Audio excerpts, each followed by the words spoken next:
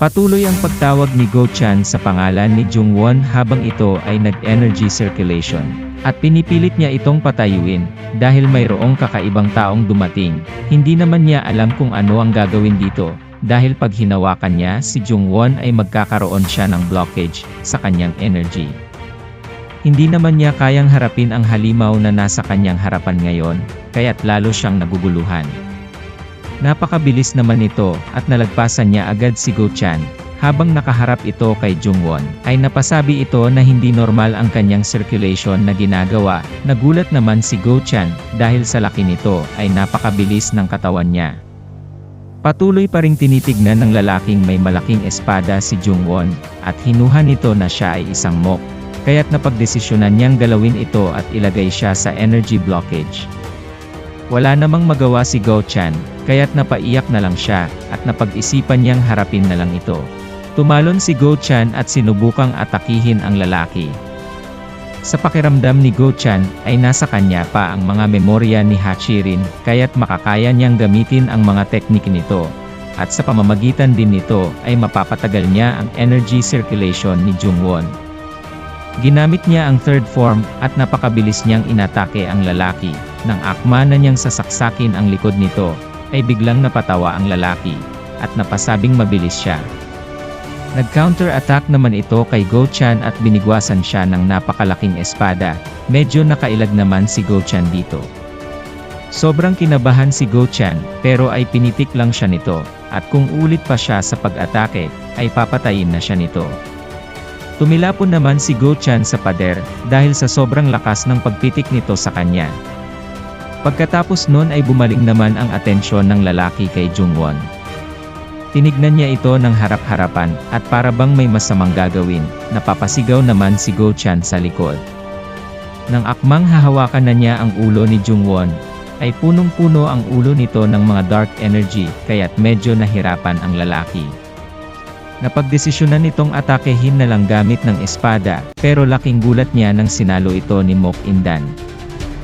Sobrang lakas ng nagawang shockwave ng salpukan ng kanilang mga espada, at ramdam na ramdam naman ito ni Go Chan, at bigla siyang napasabi na ito ang Manor Master. Tumayo naman ito sa harapan ni Jungwon para protektahan siya. Ngunit biglang nagsilabasan ang mga dugo sa kanyang bibig at kanyang ilong. Medyo nanginginig naman siya sa harapan ng lalaking ito, habang tinitignan sila ni Go Chan. Napatawa naman ang lalaki sa kanya. Dahil hindi niya makaya ang ataking iyon, tinawag naman si Mock Indan sa kanyang pangalan, at nagpaalalang isang beses lang niya itong sasabihin. Kung gusto niyang pigilan ang pagbagsak ng kanyang nasasakupan, ay ibigay niya ang kanyang hinihiling, at tinatawag niyang isang treasure, at pasigaw pa nitong sinabi na ninakaw niya ito sa kanila. Hindi kalayuan, ay makikita ang pagkasunog ng Mocksword Manor. Sa parteng ito makikita din ang Blue Spirit na nakatayo sa tabi ng isang patay na spirit. Nagtataka ito kung bakit ang espiritong nagtangkang sumakop sa kanyang teritoryo, na akala niya ay nililigaw lang siya, ay biglang namatay sa kanyang harapan mismo. Ang ibig sabihin lamang nito ay namatay din ang may-ari nito.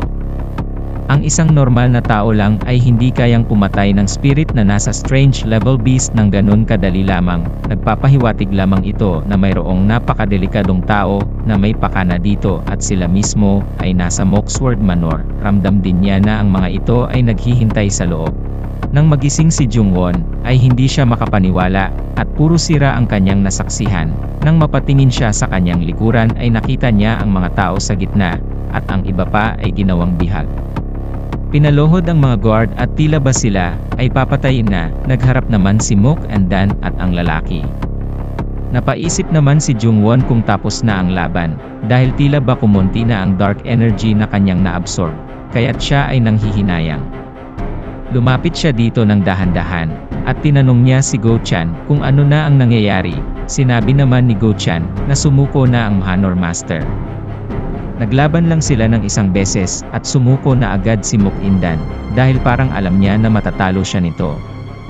Sa pagsuko ni Mock Indan, ay sinabi niyang ibibigay na nito ang gusto niyang kunin, at tuparin nila ang kanilang pangako na pakawalan na sila. Hindi na sana nag-ingay pa ang lalaki, sabi pa niya, dahil hindi siya nag-i-enjoy kung hindi naghihirap si Mock Indan. Pero ipinangako naman nito sa kanyang pangalan na tutuparin niya ang lahat ng kanyang sinabi.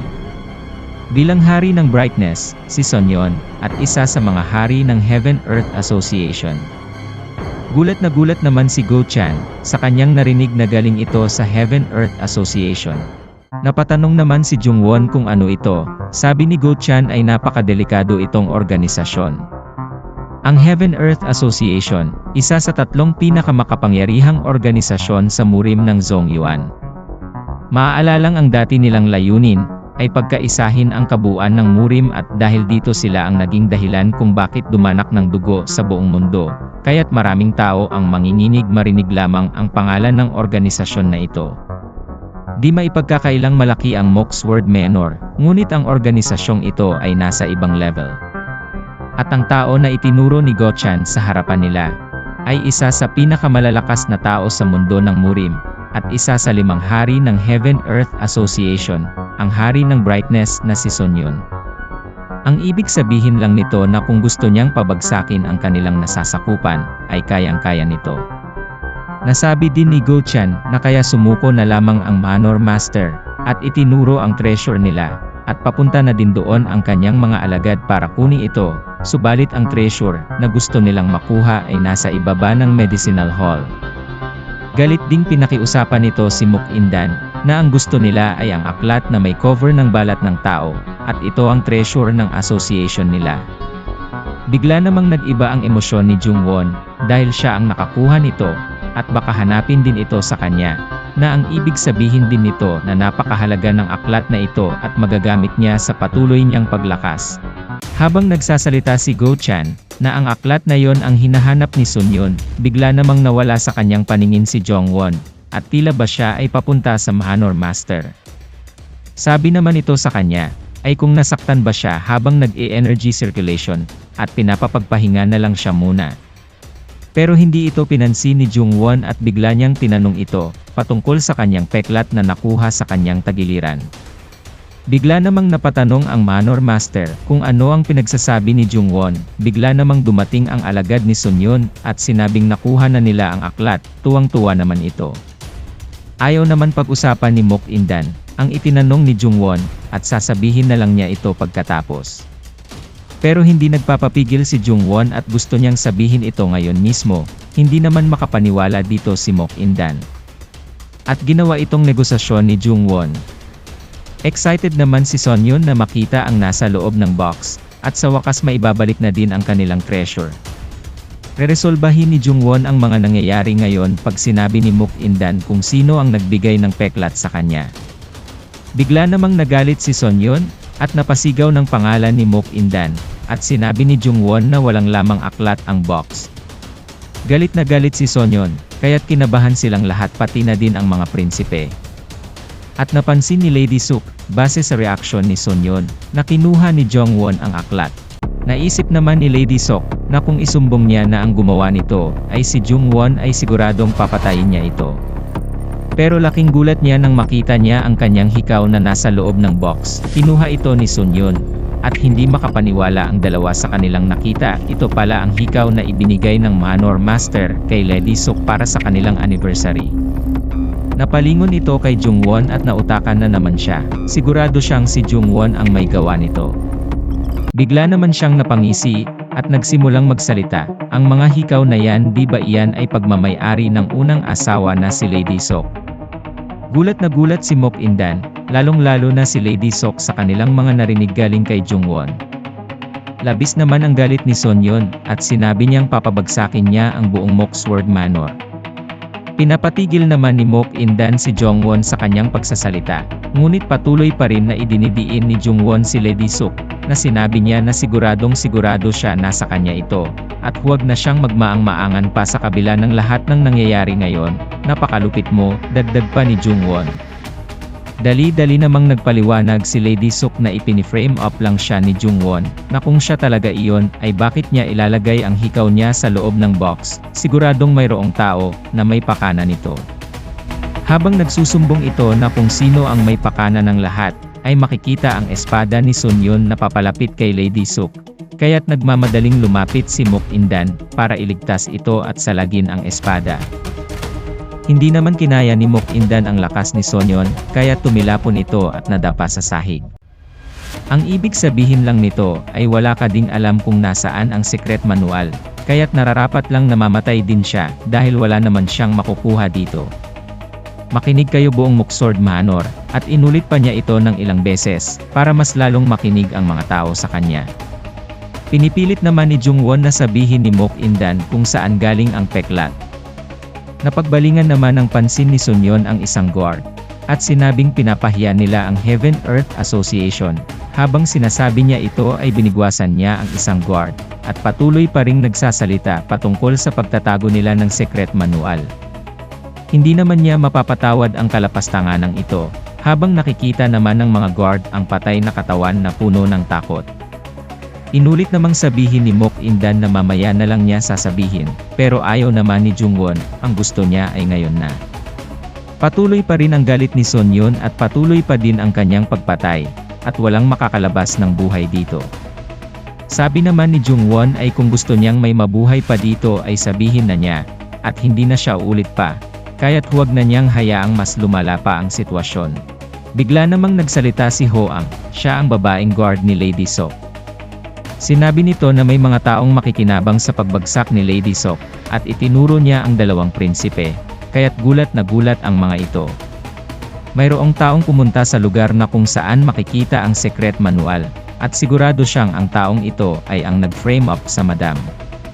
Sa basement na kung saan makikita ang kanilang treasure, na ang mga Manor Master lang ang makakapasok, bigla namang may naalala ang dalawa, na nakuha nila ang mga secret manual, dahil kay Jungwon.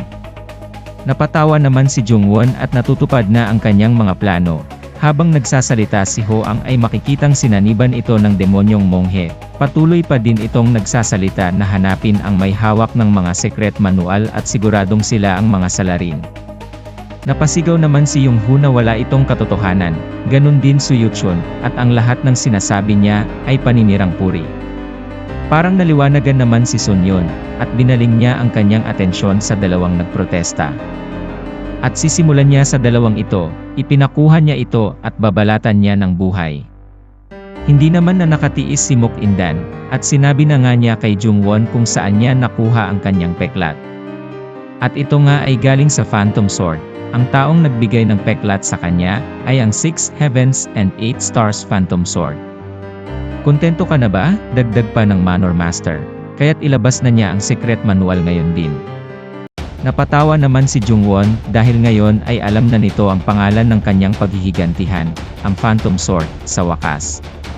Bigla namang nakita ang hawak ng isang shaman, at nakita din ni Jungwon ang nangyari sa demonyong monghe. Bigla itong nasaktan at parabang in-exorcise na siya. May nagsalita naman sa likuran ni Jungwon, at sinabing may nangingialam sa mga nangyayari. Tinawag naman ni Sonyon ang pangalan ng shaman, siya si Shaman Cho. Dahan-dahan itong naglakad patungo sa kanila, at sa tingin ni Jungwon, ang taong ito ay napakadelikado para sa kanya. Handang-handa naman si Shaman Cho na i-exorcise ang nasapian.